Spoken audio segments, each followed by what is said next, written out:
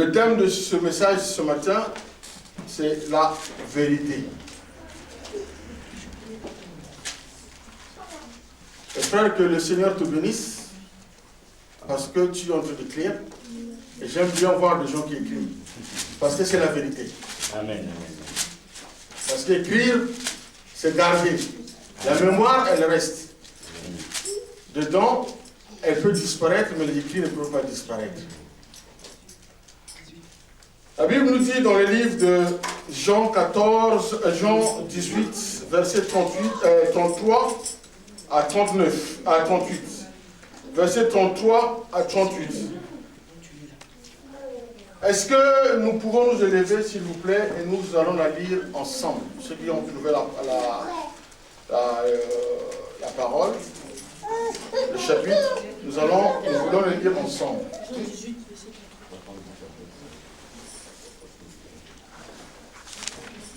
Nous attendons nos frères et sœurs. Jean 18, versets 33 à 38. Pilate rentra dans le prétoire, appela Jésus et lui dit: Es-tu le roi des Juifs? Verset 34. Jésus répondit: Est-ce de toi-même que tu dis cela? Ou d'autres te l'ont-ils dit de moi? Verset 35. Pilate répondit: Moi, je suis juif. Ta nation et les principaux sacrificateurs t'ont livré à moi. Qu'as-tu fait? Verset 36. Mon royaume n'est pas de ce monde, répondit Jésus. Si mon royaume était de ce monde, mes serviteurs auraient combattu pour moi, afin que je ne fusse pas livré aux Juifs. Mais maintenant, mon royaume n'est point d'ici bas. Verset 37. Pilate lui dit: Tu es donc roi? Jésus répondit: Tu le dis, je suis roi, je suis né et je suis venu dans le monde pour rendre témoignage à la vérité. Quiconque est de la vérité, écoute ma voix. Verset 38, Pilate lui dit: Qu'est-ce que la vérité? Après avoir dit cela, il sortit de nouveau pour aller vers les Juifs et il leur dit: Je ne trouve aucun crime en lui. Amen. Amen. Veuillez vous asseoir, s'il vous plaît.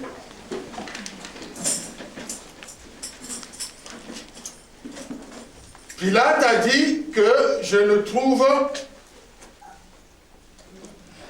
aucune faute dans celui que vous m'amenez pour la condamnation. Alléluia. Amen.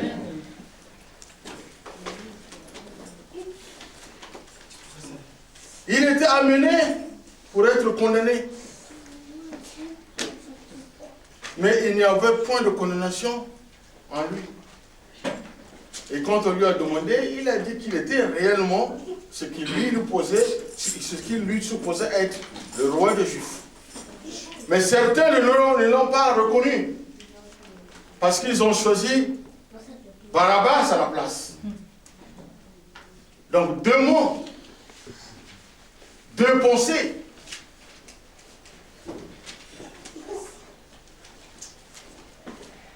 Une qui est vérité et une qui est fausse. Amen. Le jour où Jésus-Christ fut crucifié, le gouverneur Ponce Pilate lui posa la question: qu'est-ce que la vérité? Bien-aimés, nous devons reconnaître que 2000 ans après la venue de Jésus-Christ, tu es mon ami, tu restes calme. Oui, toi? Oui, s'il te plaît. D'accord? Que Dieu te bénisse. 2000 ans après la venue de Jésus-Christ, notre monde ne semble toujours pas savoir ce qui est la vérité. Amen. Amen. Je pense que tout le monde ce matin, dans cette assemblée, va être d'accord avec moi. Si je dis que la vérité, c'est la qualité qui exprime pleinement la réalité de quelque chose. C'est aussi une expression, une attitude sincère de celui qui dit ce qu'il sait, qui parle avec conviction, et c'est aussi ce qui est vrai, quelle que soit la considération. Bref, la vérité, c'est la vérité. La vérité, c'est la vérité.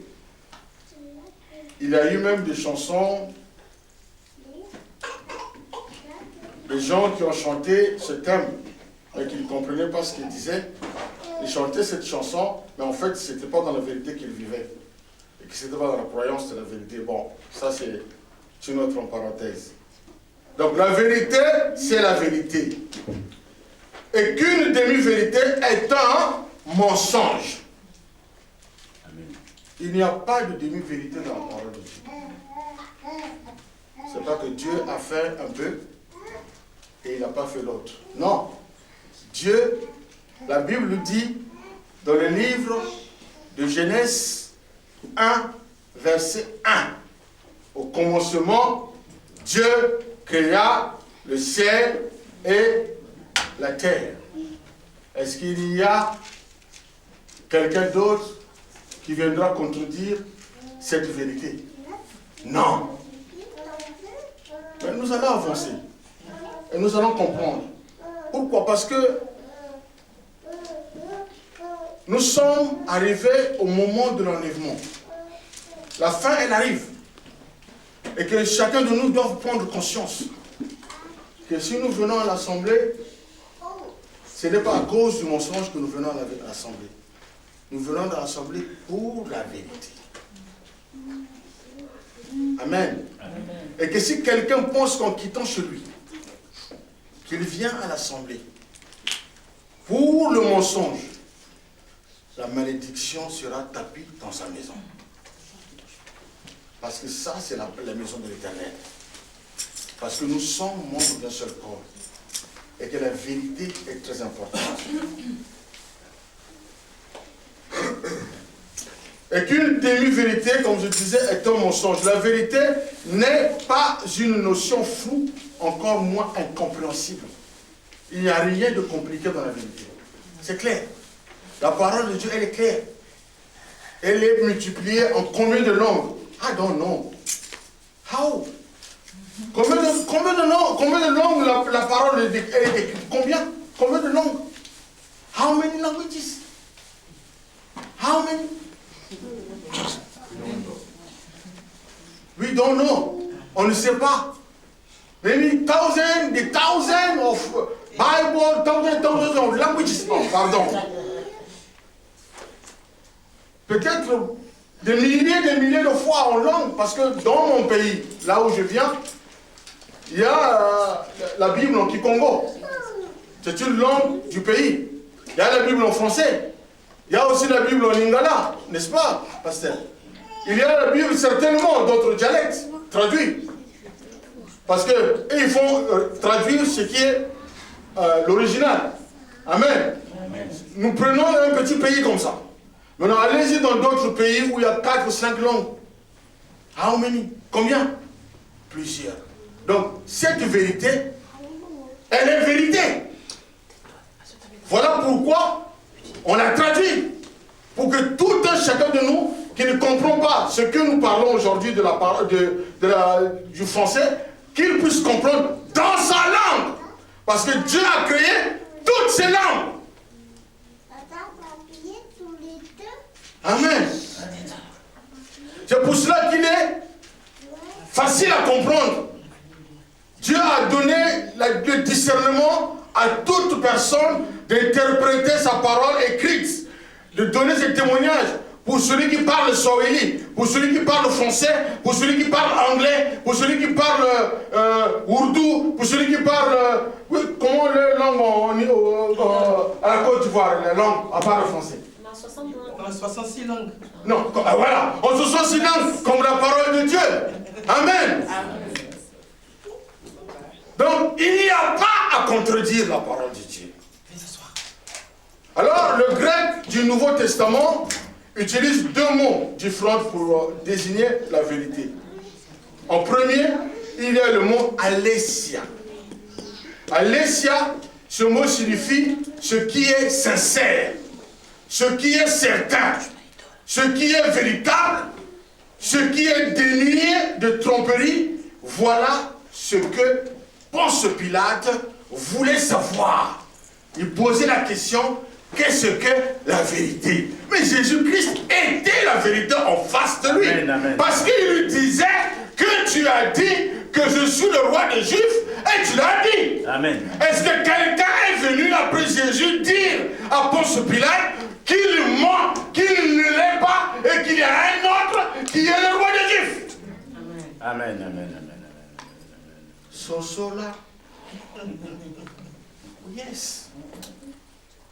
Ça, c'est le renouvellement de la pensée. You need to think about it. Il faut penser à ça. Ponce Pilate, le gouverneur de prison, il a vu en Jésus-Christ rien du tout. Et qu'est-ce que la vérité nous dit?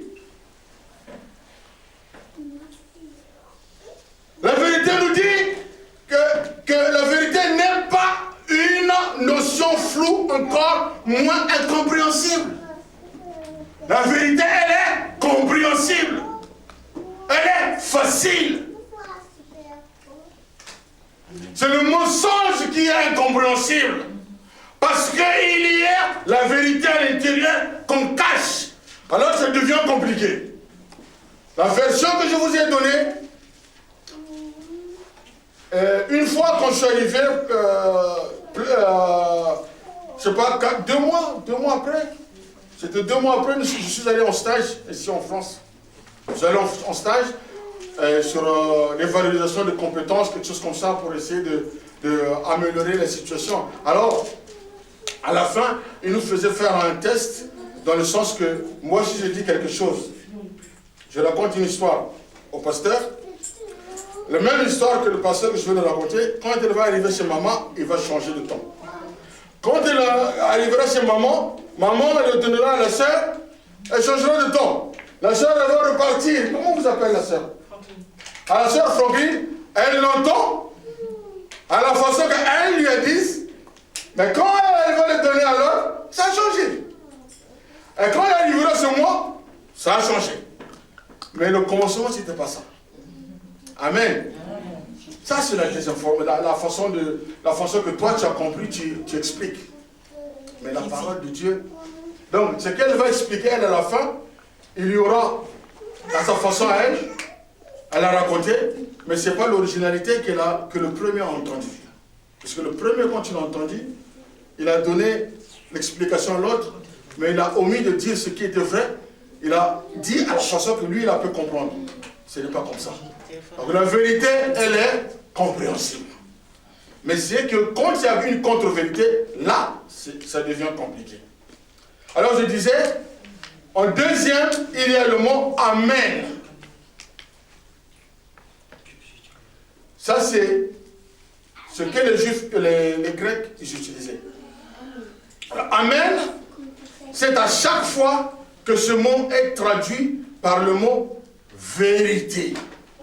Donc, la vérité, Jésus pouvait lui dire à Ponce Pilate, Amen.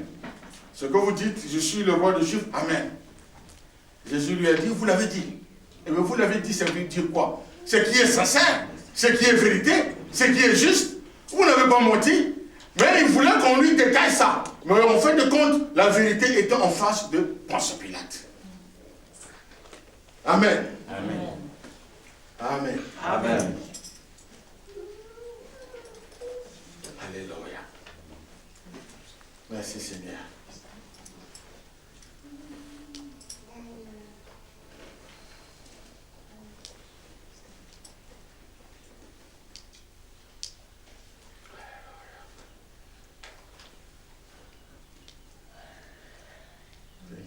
Jesus.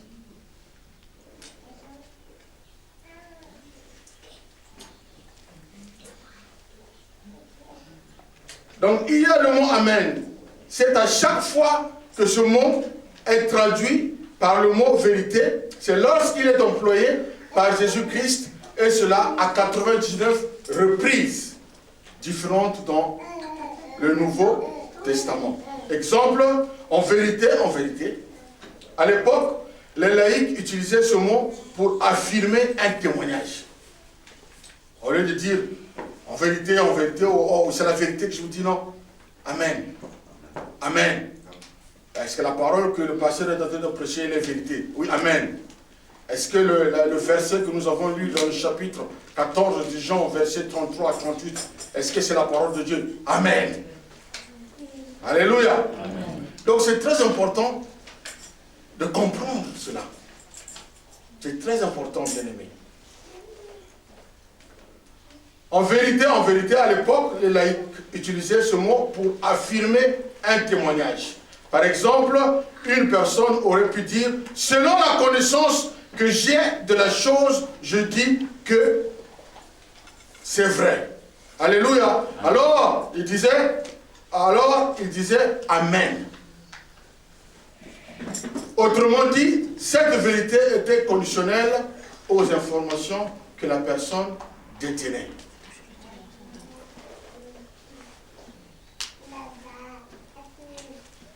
Or, un des drames de notre époque est attribué au fait que notre génération d'aujourd'hui dit Amen à n'importe quoi. C'est vrai. Dès que vous rentrez dans une assemblée, c'est plein. Ah, dès que le pasteur dit Amen, Amen. Écoute ce qu'on est en train de dire. Ne regarde pas le nombre. Ne viens pas à l'assemblée parce que maintenant il y a beaucoup de monde à l'église. Alléluia. Écoute, tu viens, la Bible nous dit que le salut est personnel. Viens écouter la parole de Dieu. Viens discerner ce que Dieu dit à son serviteur. Est-ce que c'est la vérité ou ce n'est pas la vérité? Tu ne viens pas à l'assemblée parce que tu veux seulement voir des gens, ou tu veux voir des gens qui sont beaux et belles, ou tu veux voir l'assemblée bien grande, ou tu veux voir autre chose, mais à chaque fois quand on dit le mensonge dans l'assemblée, toi tu dis Amen. Alléluia. Beaucoup de personnes se détournent sans se rendre compte. Il faut vérifier. Ponce Pilate a posé la question. Et quand il a posé la question, Jésus-Christ lui a répondu. Et quand il est allé témoigner aux autres qui l'ont spécifié la condamnation de Jésus-Christ, il a dit, je ne trouve rien dans cet homme. Donc c'est la vérité. Alléluia. Amen. C'est très important, bien-aimés. Beaucoup de personnes aujourd'hui passent leur temps à dire Amen à n'importe quoi. Dans cette assemblée, moi je suis pasteur, ou je suis évangéliste, j'ai un certain nombre de personnes dans l'assemblée que nous avons des affinités, nous allons parler mal de toi, et vous êtes d'accord avec moi. Mais ce n'est pas de la vérité. Alléluia. Amen. Moi j'ai des affinités avec le pasteur, parce qu'il est membre de ma famille, et quand il va dire quelque chose, je vais être d'accord avec lui. Si la chose n'est pas vraie, je dirai d'accord avec lui. Non. Alléluia. Ça ne sera pas la vérité, ça sera le mensonge. Et quand il va venir à la chair, il va prier, il va dire des choses qui ne sont pas conformes à la parole de Dieu. Je clamerai Amen. Mais je dis n'importe quoi. Qu'est-ce que la Bible nous reproche? Malheur à celui par qui... Bon. Alors, je peux être aussi une pierre d'achoppement. Si je suis le pasteur, je dois être dans la vérité. Qu'est-ce que la parole de Dieu nous dit? Que nous devrons nous aimer les uns et les autres. Il faut être sincère. Dans l'amour de Dieu, il n'y a pas eu d'incompréhension. Dieu n'a pas mis des incompréhensions dans notre relation. C'est nous qui mettons les incompréhensions dans l'amour que nous avons envers Dieu. Lui, l'amour qu'il a envers nous, il n'y a pas d'incompréhension. Mais nous, l'amour que nous supposons avoir vers lui, il y a trop d'incompréhension. Amen. Amen. Alors, comme je n'ai pas des affinités avec la sœur, quand il va venir tenir le micro, quand il dit les choses, je ne dis pas Amen. Je ne dis pas Amen. Parce qu'elle représente Dieu. Ou l'autre ici représente Dieu. D'une autre façon, l'autre d'une autre façon. Non. Nous sommes membres d'un seul corps. Et que la vérité, c'est l'arme fatale de l'ennemi. Quand l'ennemi entend la vérité, il se rend away, comme on dit en anglais. Il le fuit. Amen. La vérité fait fuir l'ennemi. La vérité fait fuir plein de choses dans nos relations. Quand il y a la vérité, il y a beaucoup de choses qui se passent de bien. Et quand il y a le mensonge, il y a beaucoup de choses aussi qui se passent en mal. Amen. Amen.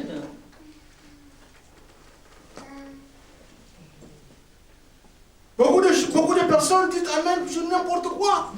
Le pasteur, il vient, il prie pour les gens, il sort de l'argent dans le fond des personnes, les gens acclament Amen, Amen. Mais ça, c'est de l'idolâtrie que vous êtes en train d'adorer. Non, l'argent, on ne le prend pas comme ça. On le voit à la télé aujourd'hui, dans les choses où on regarde les trucs pour glorifier Dieu, mais nous regardons des témoignages qui me stupéfient. Que ça, ce n'est pas la vérité. Ça, c'est de l'idolâtrie. Ça, c'est des choses de ténèbres qu'on ramène maintenant. Pourquoi? Parce que beaucoup de personnes acceptent de dire Amen. Parce qu'ils veulent limiter l'amour envers Dieu et qu'ils veulent se détourner de l'amour de Dieu, mais que Dieu reste stable à sa place, mais que toi et moi, puisque nous ne voulons pas attendre le temps de l'Éternel, alors nous nous détournons contre la contre-vérité. Alors ça te dit quoi? Je ne peux pas aller à l'église. Parce qu'il n'y a rien là-bas. Il ne fait pas des miracles. C'est pas lui qui fait des miracles, bien-aimé. Le pasteur n'a jamais fait des miracles. Le prophète n'a jamais parlé pour lui. L'enseignant ne peut pas enseigner pour lui. Le docteur ne peut pas soigner pour lui. Dans les 5 ministères, l'évangéliste ne peut pas évangéliser pour lui. Il doit évangéliser pour Christ. Alléluia. Amen. Ça, c'est la vérité. Moi, je ne peux pas t'imposer les mains pour que tu reçoives la guérison à ma façon. Non, c'est Dieu qui guérit. Le petit peut prier pour toi, tu guéris.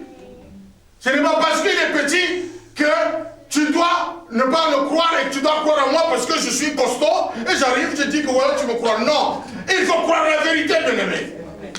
La vérité, c'est que cette église, elle est vraie. L'église, source de la vie, de vie d'eau vive, elle est vraie. Et c'est la vérité. Amen. Amen. Amen. Nous avons remplacé la vérité certaine, la vérité rassurée, la vérité qui est totalement dénuée de tromperie par une pseudo-vérité qui n'est qu'un ramassis de mensonges fondés sur une moralité sans cesse dégradante. Alléluia. Nous nous détournons de la vérité. La vérité est en face de nous.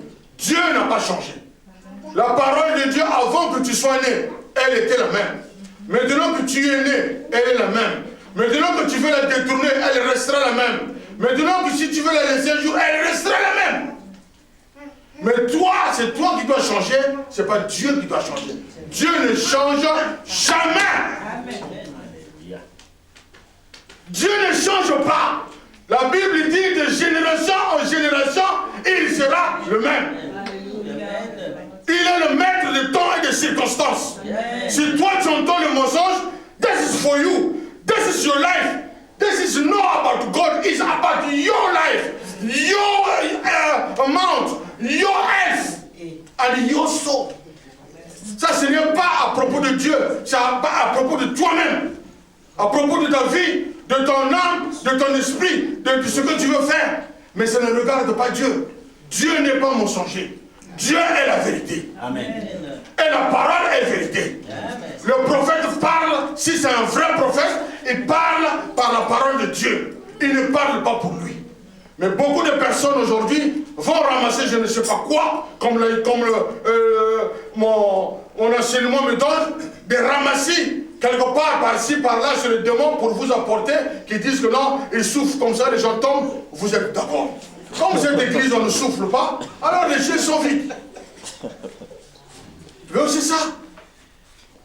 Parce que le pasteur n'a pas mis la main en haut pour que la pluie tombe, pour qu'on sépare la rivière, le fleuve de Lyon, de l'autre côté, et de l'autre côté de Massia comme Jourdain, pour que tu peux passer, comme ça tu verras que ici, c'est plein tous les jours.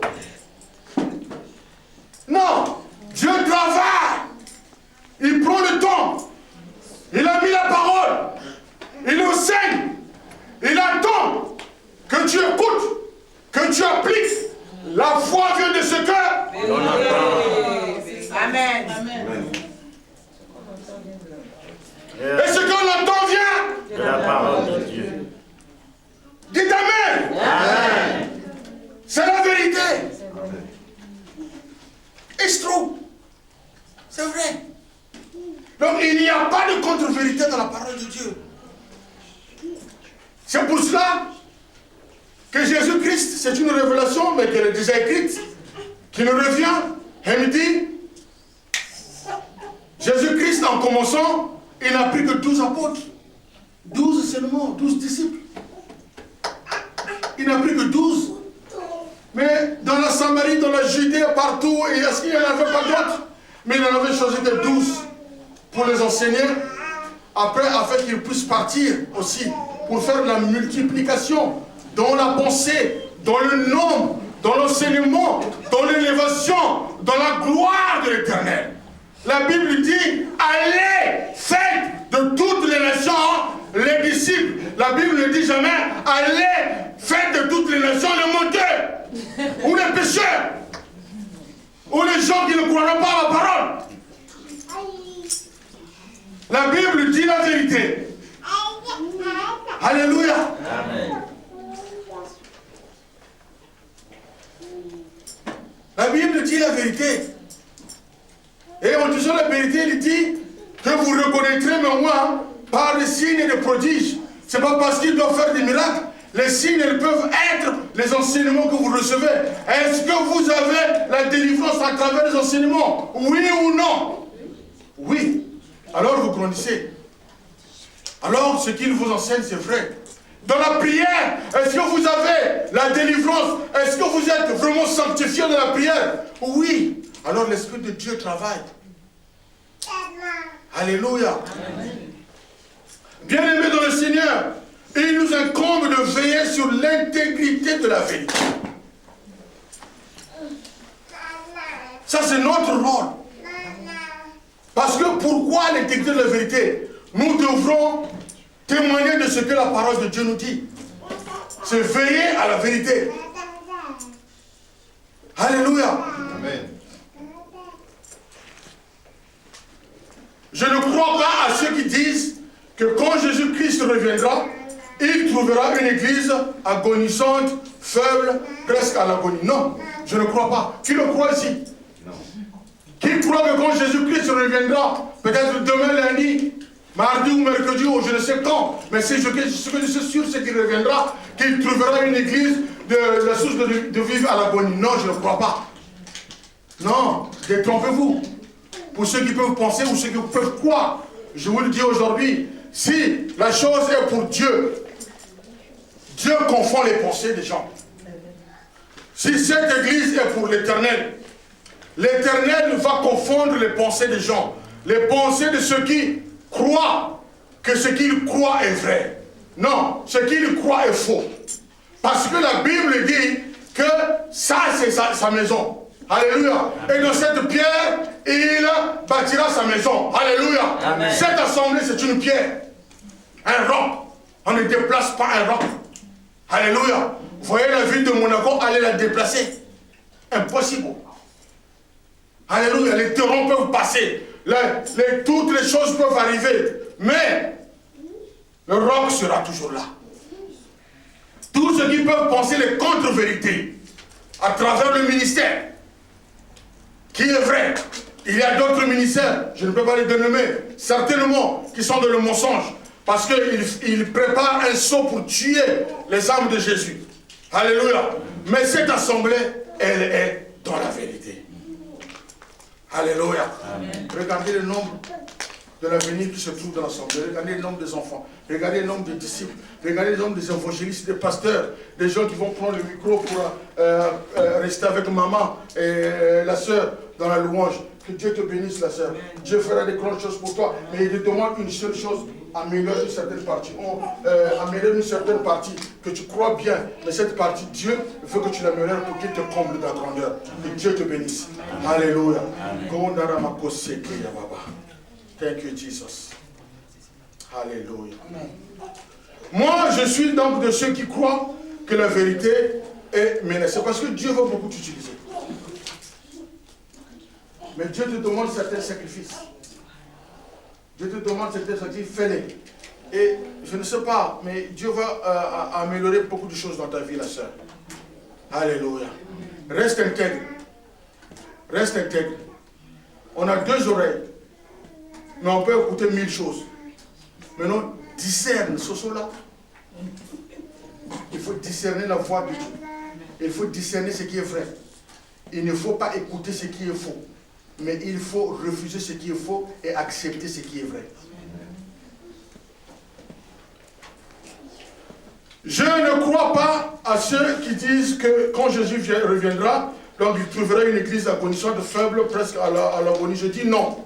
Et je ne le crois pas. Je dis que c'est faux. Je crois que Jésus-Christ va retrouver une église puissante. Amen. Sans tache. Oui, bien-aimé. Oui. Jésus retrouvera une église puissante. Elle sera sans tache. Parce que je sais, même si toi aujourd'hui, tu minimises que oui, voilà, le ministère, il n'avance pas, des choses comme ça. Oui, est-ce que toi tu avances?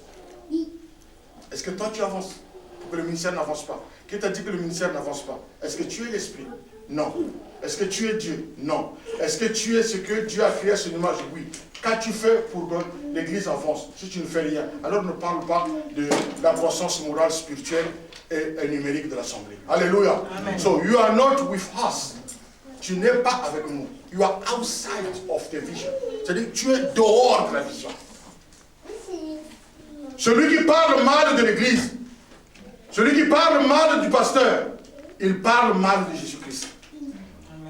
Il ne parle pas mal du pasteur, de moi, de ma soeur, ou je ne sais qui ou là qui, du ministère. Parce que le ministère n'est pas pour le pasteur. Il n'est que le serviteur du ministère. Il faut bien comprendre, bien-aimé. Il faut bien comprendre cette situation. L'église n'est pas pour le pasteur. Le pasteur, il sert comme un serveur sert dans un restaurant. Ce sont les mêmes fonctions, mais qui diffèrent. L'autre vous donne la nourriture physique et l'autre vous donne la nourriture spirituelle. Vous n'allez pas dire au serveur que le restaurant lui appartient. Il est serveur dans le restaurant. Il est embauché. Alléluia. Amen. Alors si vous parlez mal du serveur, c'est que vous parlez mal du travail. De tout ce qui a préparé le travail. Mais qui a préparé le travail? C'est le PDG. Donc nous, notre PDG, c'est qui? C'est Jésus-Christ. Nous le représentons. Nous représentons son église. Alléluia. Si tu fais des commentaires destructifs à travers le ministère, tu ne parles pas du ministère, mais tu parles mal de Jésus-Christ. Mais cela te sera compté, bien-aimé. Cela te sera compté. Il va falloir que tu répondes devant l'Éternel. La Bible dit, répondez-vous. Pourquoi Jean-Baptiste disait tout ce peuple-là qui n'était pas encore repenti de leur traiter de race de vipères? Parce qu'ils connaissaient leur vie, parce qu'ils connaissaient la maltraitance qu'ils savaient, mais parce qu'ils ne savaient pas que la vérité allait arriver bientôt. Alors il les prévenait, répondez-vous race de vipères. Parce que la vérité elle arrive. Alléluia. Amen. Merci Seigneur. Une église qui vit dans un puissant réveil. Voilà ce que Jésus-Christ retrouvera. L'église de la source d'eau vive, elle sera toujours dans le réveil. Amen. Alléluia. Amen. Quel que soit le nombre de personnes qui seront dedans, s'ils ont compris la vision, Dieu sera au milieu d'eux. Amen. Amen. Quel que soit ce que tu dépenses, quel que soit ce que tu fais, n'oublie pas, bien-aimé, Dieu te le compte. Et Dieu sait ce que tu es en train de faire. Mais ne rentre pas dans le jugement du ministère de l'Éternel, car c'est un péché. Mais rentre dans l'accomplissement de la parole de Dieu. Amen. Ça, c'est une grâce et de l'élévation. Ne critique qu'à l'œuvre de l'Éternel. Ça sera de te compter sur ton relation avec Jésus-Christ. Parce que ce n'est pas la vérité. Ponce Pilate, qui voulait juger, n'a point pu trouver quoi que ce soit. Il n'y a rien à reprocher à un serviteur de Dieu qui sert Jésus-Christ. Il n'y a qu'à l'encourager.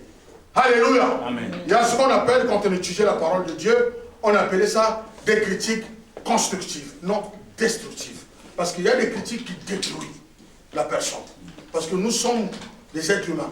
Nous pouvons être touchés par des critiques qui nous touchent profondément, qui nous enlèvent l'homme que nous sommes. Alléluia. Mais il y a des critiques constructives qui peuvent nous amener à réanimer la capacité d'écoute, la capacité relationnelle, la capacité d'accomplir l'œuvre de l'Éternel, qui peut m'encourager, qui peut encourager qui que ce soit ici pour avancer. Alléluia. Amen. Ça, c'est très important. Et ça, c'est la vérité.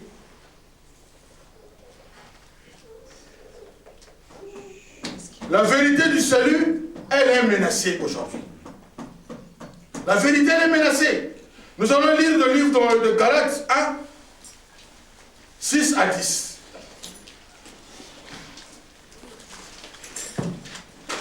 Galates 1,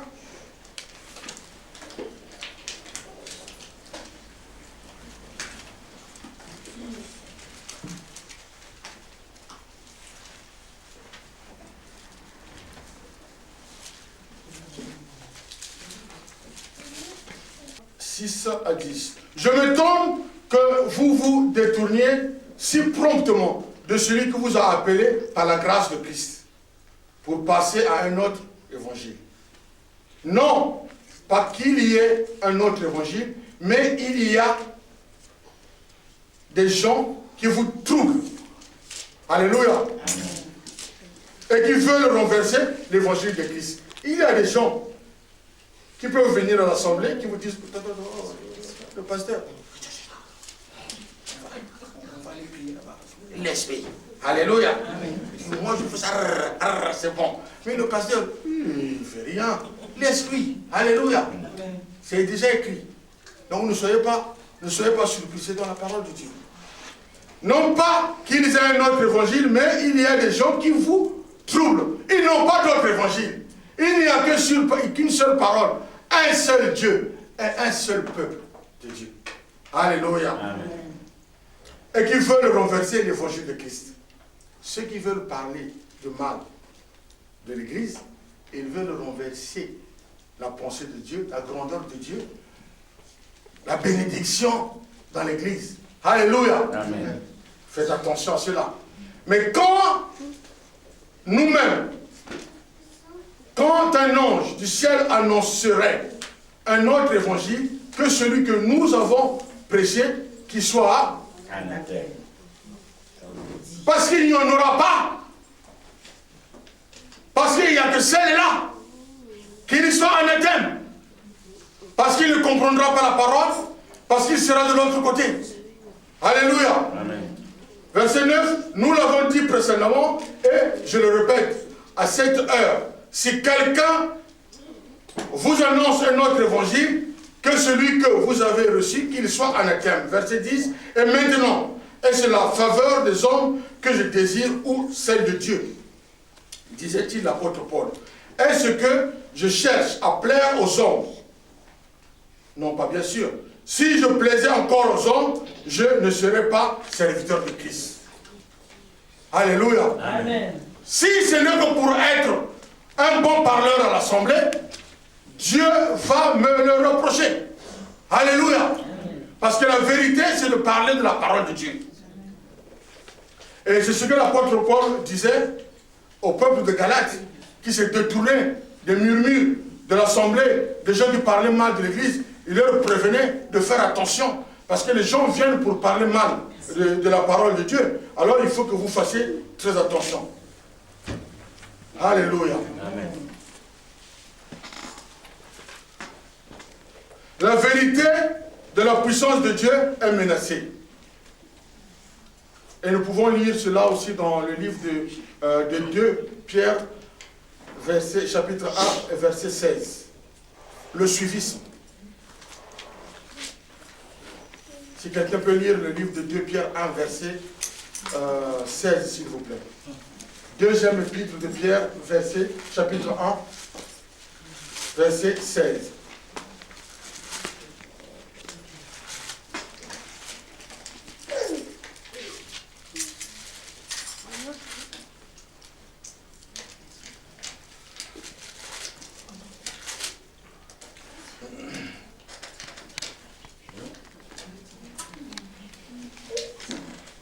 La parole de Dieu. Amen.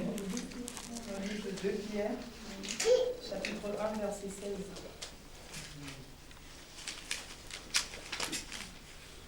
C'est ce qu'il fait dans toutes les lettres, où il parle de ces choses dans lesquelles il y a des points difficiles à comprendre, dont les personnes ignorantes et mal affermies tordent le sens comme celui des autres écritures pour leur propre ruine. Amen. Amen. Donc dans ma version, ce n'est pas en effet en suivant des fables, alléluia, habilement conçues, que nous vous avons fait connaître la puissance et l'avènement de notre Seigneur Jésus-Christ. Mais c'est comme ayant vu sa majesté de nos propres yeux. Alléluia. Amen. Les fables, c'est des gens qui viennent vous raconter des choses dans la pensée, des choses qui n'existent pas, des choses qui ne sont pas vraies. Alléluia. Du mensonge. Alléluia. Alors, l'apôtre Pierre, il disait de ne pas suivre ces gens-là. Parce qu'il y a en ce moment des gens qui viennent pour ça, à l'assemblée, et il va toucher les fétiches, il vient dans l'assemblée, dès qu'il souffle, le gens tombent, et toi tu vas le dire à ta copine, ou à ton frère, ou à ta soeur, tu ramènes toute ta famille, vous venez, et vous asseyez, vous attendez le miracle. Mais vous n'êtes pas dans la sanctification. Mais vous ne craignez pas Dieu. Mais vous voulez avoir le miracle. Quel est ce Dieu-là qui travaille comme ça? Dites-moi si ce Dieu-là peut accepter celui qui refuse la vérité, mais qui veut accepter le miracle. Qui?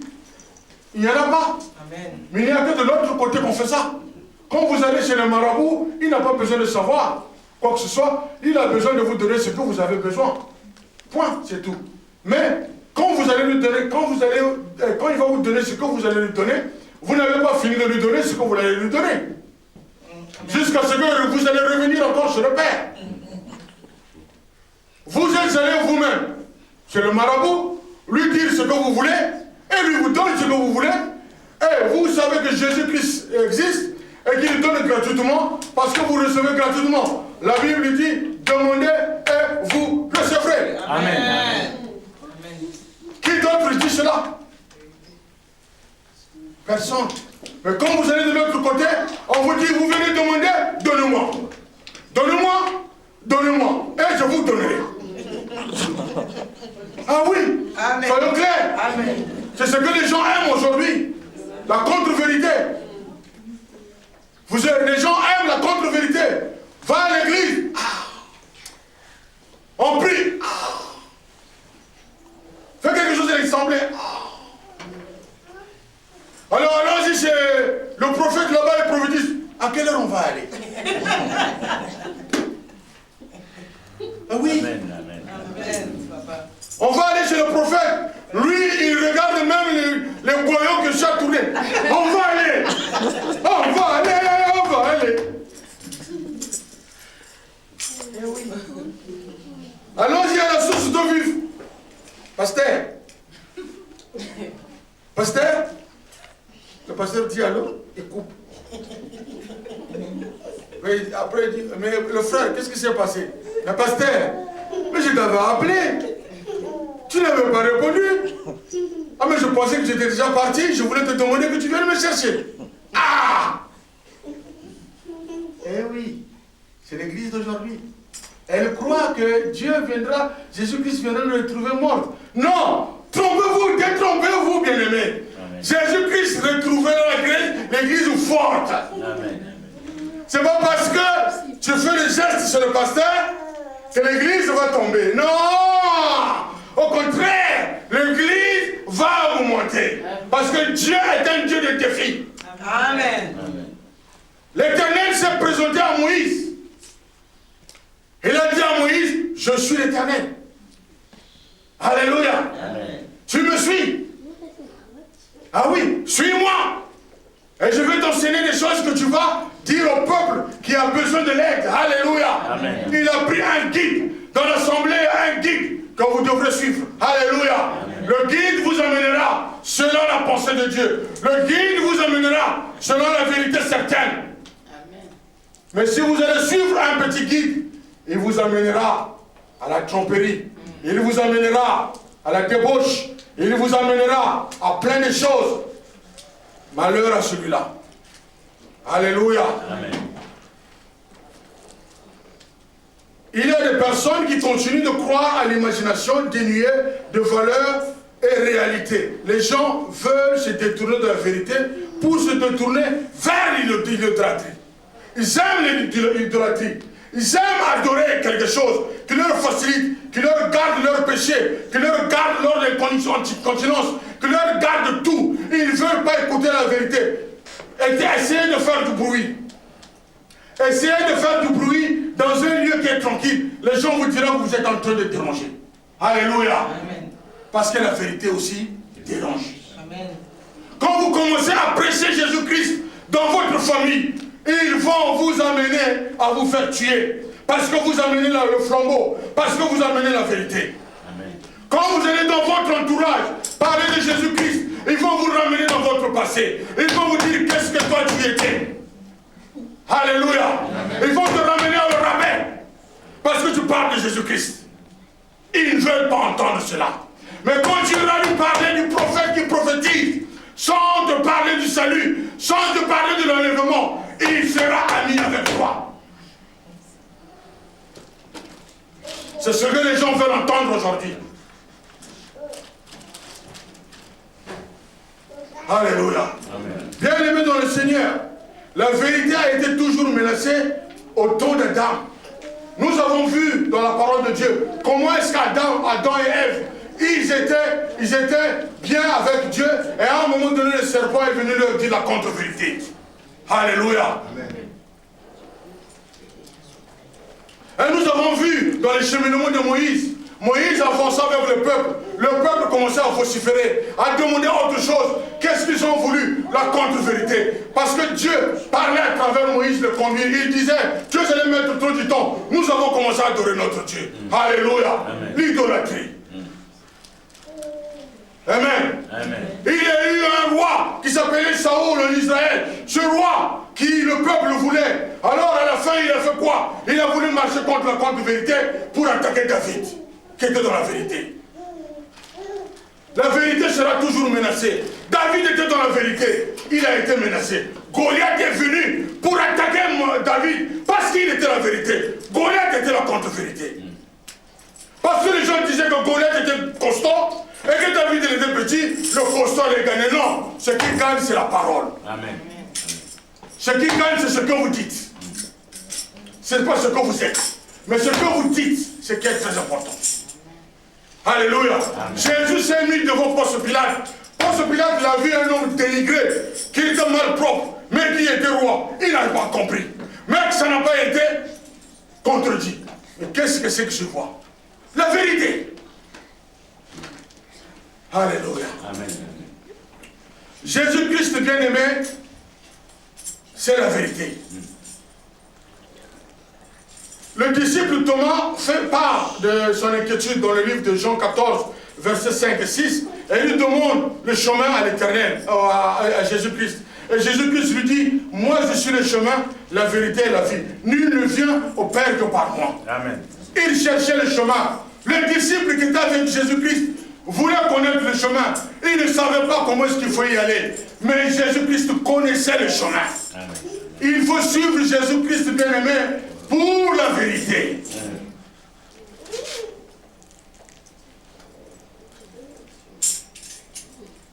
Alléluia. Amen. Merci Seigneur. Nous allons bientôt finir. Bien-aimés dans le Seigneur,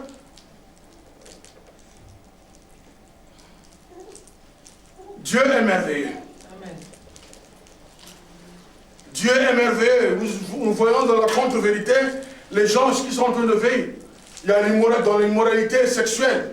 Il faut dire des choses comme ça. Nous voyons des églises aujourd'hui qui vont baptiser les femmes qui sont mariées entre femmes, les hommes qui sont mariés entre hommes. Et les gens disent que nous sommes dans la vérité. Alléluia. Oui. Et cela se passe dans les assemblées. Et les gens veulent entendre ça. Un jour,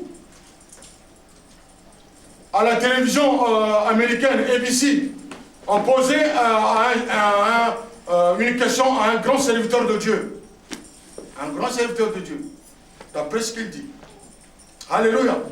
Et lui a dit, il s'appelle, vous pouvez le connaître, il s'appelle Creflo Dollar. C'est ça, ils sont remplis. Une journaliste lui a posé la question. Il lui a dit, mais le travail que vous faites, vous êtes serviteur de Dieu. Alléluia. Et Dieu, est-ce qu'elle vous demande de prendre de l'argent à tout le monde et de ne pas donner aux pauvres? Alléluia. Est-ce qu'avec la richesse, il lui a tenu la parabole d'homme riche, parce que lui prêche la richesse. Il prêche la prospérité. Creflo Dollar, il ne prêche que la prospérité. Quand je suis arrivé nouvellement en Angleterre, bon, il y a plus de chaînes de Dieu en Angleterre qu'ici, parce que Satan est trop fort aussi là-bas. Donc on regarde un peu, mais c'est après que tu peux imaginer que non, celui-là il n'est pas bon, celui-là il n'est pas bon, ça ne me convient pas. Parce que si vous donnez une nourriture qui ne convient pas à cet enfant, il fera la diarrhée. À n'importe qui. Ben oui, bien sûr. Qui que ce soit ici, si on vous donne une purge, vous allez aux toilettes directement. Parce que ça ne convient pas à l'organisme. Il dit, cet homme-là, il ne vous convient pas. Parce que ce n'est pas le salut. La prospérité, ce n'est pas le salut. La prospérité cache tout. Alors il lui a pris l'exemple d'homme riche qui lui a dit, qui est venu vers Jésus-Christ, qui lui a dit que non, moi j'ai tout, je connais la loi, tout, j'ai de l'argent, j'ai tout, je donne, tout ça, mais qu'est-ce que tu dois faire pour le salut? Il a dit, va vendre ta richesse. Alors qu'est-ce que vous dites de ça, pasteur? Il a menti. Je le dis au nom de Jésus. Et c'est la vérité. Il a menti au journaliste, un serviteur de Dieu. Je ne l'accuse pas, mais j'accuse ce propos. Alléluia. Il a dit que si vous regardez plus bas où? Plus bas, il dit que les riches peuvent aussi venir. Mais c'est un mensonge. C'est pas la vérité. C'est écrit nulle part. Lui, il a inventé. Et les gens, dans l'assemblée qui viennent là-bas, tous, c'est des aveugles. Parce qu'ils ne voient pas que vous avez devant vous un aveugle qui vous amène à la perdition. Il vous parle de la prospérité. Il est riche, il te prend de l'argent, tu as de l'argent, tu as besoin d'investir sur des choses importantes, ou à l'assemblée, quoi que ce soit. Lui, il prend cet argent, il achète des avions, il fait toutes choses, et il vous dit que vous aussi vous allez être bénis. Mais non, il doit te parler de ton salut, il doit te dire que Jésus-Christ vient, il doit te dire de craindre Dieu, tout le reste, la Bible dit, vous sera donné. Amen. On ne veut pas prêcher la prospérité. Moi, je ne viendrai pas te prêcher la prospérité. Si tu es venu pour ça ici, alors haïs-moi. Moi, je ne te prêcherai pas ça. Parce que ça ne me convient pas. Je sais que Dieu me donne des choses, mais je n'ai pas besoin d'ouvrir la bouche pour ça. Amen. Je dois travailler. Amen. Si tu penses que tu es pauvre matériellement, détrompe-toi, bien-aimé. Sois riche dans l'esprit. Et tout le reste sera donné. Amen. Et lui, il a dit à toute l'Amérique que plus bas, c'est marqué autrement. Non, c'est faux. C'est jamais nul marqué. Jamais. J'avais bougé sur mon fauteuil. Je dis, mais il dit quoi, lui? Mais nous, on est foutus. Les serviteurs disent, on est foutus. Et il nous dit que c'est marqué plus bas. C'est jamais marqué. La Bible dit à la fin, le jeune homme s'est détourné, il ne s'est jamais revenu. Mais il est revenu quand? Il est allé garder sa richesse. richesse. Ils ne veulent pas entendre la vérité. Alors ils préfèrent quoi? Il va aller voir un marabout qui va leur regarder, qui va leur dire t'inquiète pas, donne ceci, donne cela, tu seras bien. Dieu t'aime. Mais quel Dieu qui t'aime? Dieu t'a créé, oui. Dieu t'aime, oui. Mais Dieu attend plus que ce que toi tu crois être. Amen. Amen. Donc il faut que nous connaissions la vérité. Hier soir, le président Obama, il disait quoi ce soir? Il faut bien écouter l'ennemi. L'ennemi est en train d'utiliser toutes les nécessités. Moi je dis, les gens utilisent Facebook, c'est vrai. Mais moi j'utilise Facebook pour bien être Facebook chez toi. Amen. Yes. Amen. Moi j'utilise Facebook pour que je sois Facebook chez toi. Je t'envoie les versets, je t'envoie les versets, je t'envoie les versets. Ça c'est Facebook. C'est pas Facebook pour montrer ça. C'est pas Facebook. Ça c'est face ténèbres. Facebook, tu montres la parole de Dieu. Amen. Tu n'as pas besoin de montrer ta face. Tu dis ce que tu es. Point bas. Alléluia. Amen. Oh Facebook, on ne cherche pas les hommes dans Facebook, on ne cherche pas les femmes dans Facebook. Ça c'est le monde. Mais pour nous les chrétiens, c'est une grande joie d'utiliser Facebook. Parce que je peux aller en Côte d'Ivoire, je peux aller aux États-Unis. Par ce moyen-là, qu'ils croyaient que c'est le moyen pour amener les gens dans les ténèbres.